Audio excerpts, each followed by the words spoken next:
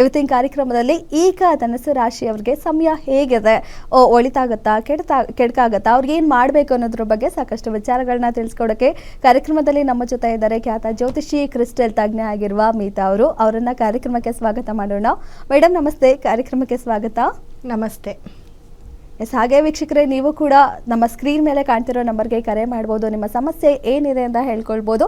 ಅದಕ್ಕೆ ತುಂಬ ಸುಲಭ ರೀತಿಯಲ್ಲಿ ಪರಿಹಾರವನ್ನು ಸ್ಟೋನ್ ಮೂಲಕ, ಕ್ರಿಸ್ಟಲ್ ಮೂಲಕ ಪಡ್ಕೊಳ್ಬೋದು. ಸ್ಕ್ರೀನ್ ಮೇಲೆ ಕಾಣ್ತಿರೋ ನಂಬರ್ಗೆ ನೀವು ಕರೆ ಮಾಡಿ ಮೇಡಮ್ ಹತ್ರ ಮಾತಾಡ್ಬೋದು. ಎಸ್ ಮೇಡಮ್, ಸದ್ಯಕ್ಕೊಬ್ರು ಕಾಲರ್ ಕೂಡ ರೆಡಿ ಇದ್ದಾರೆ, ಮಾತಾಡೋಣ. ಹಲೋ. ಹಲೋ, ನಮಸ್ತೆ ಮೇಡಮ್. ನಮಸ್ತೆ ಮೇಡಮ್, ಏನು ಹೆಸರು, ಎಲ್ಲಿಂದ ಕರೆ ಮಾಡ್ತಾ ಇದ್ದೀರಾ? ಮೇಡಮ್, ನನ್ನ ಹೆಸರು ಕೋಮಲಾ ಅಂತ, ಮೈಸೂರಿಂದ. ಓಕೆ, ಸ್ವಲ್ಪ ಜೋರಾಗಿ ಮಾತಾಡಿ. ಯಾರ ಬಗ್ಗೆ ಕೇಳಬೇಕಿತ್ತು? ಡೇಟ್ ಆಫ್ ಬರ್ತ್ ಹೇಳಿ ಅವ್ರದ್ದು. ನನ್ನ ಬಗ್ಗೆನೇ ಕೇಳಬೇಕು ಮೇಡಮ್. ನಂದು ಡೇಟ್ ಆಫ್ ಬರ್ತ್ 9ನೇ ತಾರೀಕು. ಓಕೆ. 7ನೇ ತಿಂಗಳು 1975. 75. ಹುಟ್ಟಿದ ಸಮಯ? ಬುಧವಾರ ಬೆಳಗಿನ ಜಾವ 11:30 ಮೇಡಮ್. ಬೆಳಗ್ಗೆ 11:30? ಹೌದು ಮೇಡಮ್. ಓಕೆ ಮೇಡಮ್, ಏನ್ ಪ್ರಶ್ನೆ ಇದೆ ಕೇಳಿ, ಮಾತಾಡಿ. ಮೇಡಮ್ ಇದ್ದಾರೆ. ಮೇಡಮ್ ನಮಸ್ತೆ ಮೇಡಮ್. ಮೇಡಮ್ ನಮಸ್ತೆ. ಬುಧವಾರ ಜುಲೈ 9 ಅಲ್ವಾ ನಿಮ್ದು? ಪುನರ್ವಸು ನಕ್ಷತ್ರ, ಮಿಥುನ ರಾಶಿ ಬರುತ್ತೆ.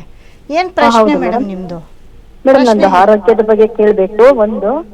ಆ ನಂತರ ನಮ್ಮ ಅಮಾವಾಸ್ಯೆನಲ್ಲಿ ಹುಟ್ಟಿರೋದಕ್ಕೆ ಒಳ್ಳೇದ ಕೆಟ್ಟದ ಅದು ಗೊತ್ತಾಗ್ತಾ ಇಲ್ಲ ಮೇಡಮ್. ನನ್ನ ಎಲ್ಲರೂ ಅಮಾವಾಸ್ಯೆ ಹುಟ್ಟಿರೋದಕ್ಕೆ ಕೆಟ್ಟದು ಅಂತಾರೆ ಕೆಲವರು, ಅದಕ್ಕೋಸ್ಕರ ಕೇಳಿದೆ.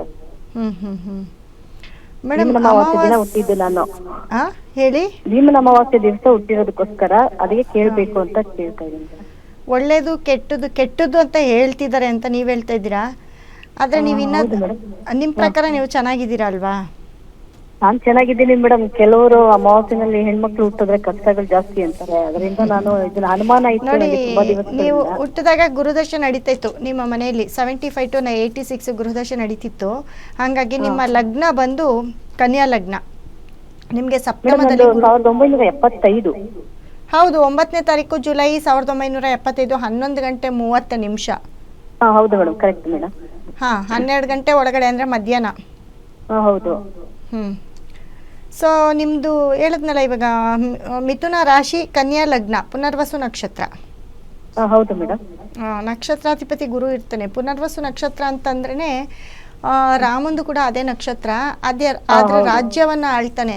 ಆದ್ರೆ ರಾಜ್ಯ ಆಳ್ಬೇಕಾದ್ರೆ ಎಲ್ಲವನ್ನು ತ್ಯಜಿಸ್ತಾನೆ, ಅಂದ್ರೆ ಜನಕ್ಕೋಸ್ಕರ ಬದುಕ್ತಾರೆ ಅವರು. ಅದೇ ರೀತಿ ಪುನರ್ವಸು ನಕ್ಷತ್ರದವರೆಲ್ಲ ಹಾಗೇನೆ. ಮನೆಗೆ ಆಗಿಲ್ಲ ಅಂದ್ರೂ ತುಂಬ ಜನಕ್ಕೋಸ್ಕರ, ಅಂದರೆ ಬೇರೆಯವ್ರಿಗೋಸ್ಕರನೇ ಅವ್ರು ಇರ್ತಾರೆ ಅಂತ ಹೇಳ್ಬೋದು. ನಿಮ್ಮ ಲಗ್ನ ಬಂದು ಕನ್ಯಾ ಲಗ್ನ. ಲಗ್ನಕ್ಕೆ ಸಪ್ತಮದಲ್ಲಿ ಗುರು ಇದ್ದಾರೆ. ನೀವು ಗುರುದಶಲ್ಲಿ ಹುಟ್ಟಿರ್ತೀರಿ. ಗುರು ನಿಮಗೆ ನಿಮ್ಮ ಮನೆಯಲ್ಲಿ ನೀವು ಹುಟ್ಟಿದ ಮೇಲೆ ಒಳ್ಳೆಯದೇ ಆಗಿರುತ್ತೆ ನನ್ನ ಪ್ರಕಾರ. 70 to 86ವರೆಗೂ ನಿಮಗೆ 8ನೇ ಮನೇಲಿ ಕುಜ. 8ನೇ ಮನೇಲಿ ಕುಜ ಇರೋದ್ರಿಂದ ನಿಮ್ಮ ಮನೇಲಿ ಅಥವಾ ನಿಮ್ಗಾಗಿರ್ಬೋದು ಪ್ರಾಪರ್ಟಿ ವಿಷಯದಲ್ಲಿ ಹಾಗೆ ಹೀಗೆ ಸ್ವಲ್ಪ ತೊಂದರೆ ಆಗ್ತಾ ಇರುತ್ತೆ. ಅದು ಬಿಟ್ಟರೆ ಸೂರ್ಯ ಶನಿ ಒಟ್ಟಿಗೆ ಇರೋದ್ರಿಂದ ಯಾವುದಾದ್ರೂ ಕೋರ್ಟು ಕೇಸು ಈ ಥರ ಕಂಪ್ಲೇಂಟ್ ಆಗಿರ್ಬೋದು, ಅಥವಾ ನಿಮ್ಮ ಮನೆಯಲ್ಲಿ ಕುಟುಂಬದ ಒಂದು ಕಲಹ ಆಗಿರ್ಬೋದು, ಆಸ್ತಿ ಬಗ್ಗೆ ಏನಾದರೂ ಕೇಸ್ಗಳು, ಕೋರ್ಟು ಗಲಾಟೆಗಳು ಈ ಥರದ್ದೆಲ್ಲ ನಡೀತಾ ಇರುತ್ತೆ. ಅದು ನೀವು ಹೇಳಿದ್ರೆ ನಮಗೆ ಗೊತ್ತಾಗುತ್ತೆ.